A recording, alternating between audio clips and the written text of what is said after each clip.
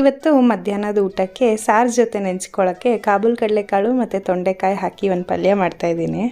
ಇದನ್ನು ಮಾಡೋದಕ್ಕೆ 2 ಚಮಚದಷ್ಟು ಧನಿಯಾ ಕಾಳು, ಸ್ವಲ್ಪ ಜೀರಿಗೆ, ಸ್ವಲ್ಪ ಸಾಸಿವೆ, ಒಂದು 4 ಕಾಳಷ್ಟು ಮೆಂತ್ಯ ಇಷ್ಟನ್ನು ಹುರ್ಕೊಳ್ಬೇಕು. ಇದು ಹುರ್ಕೊಂಡಾದಮೇಲೆ ಕಡೆಯಲ್ಲಿ 4 ರಿಂದ 5 ಬ್ಯಾಡಗಿ ಮೆಣಸಿನ್ಕಾಯಿ ಹಾಕ್ಕೊಂಡು ಅದನ್ನು ಚೆನ್ನಾಗಿ ಹುರ್ಕೊಂಡು ಈಗ ಅದನ್ನು ಮಿಕ್ಸಿ ಜಾರಿಗೆ ತೆಕ್ಕೊಂಡು ತರಿಯಾಗಿ ರುಬ್ಕೊಳ್ಬೇಕು. ಒಂದು ರೌಂಡು ತರಿಯಾಗಿ ರುಬ್ಕೊಂಡ್ಮೇಲೆ ಈಗ 1/4 ಹಿಡಿಯಷ್ಟು ಕಾಯಿ ತುರಿ ಹಾಕ್ಕೊಂಡಿದ್ದೀನಿ.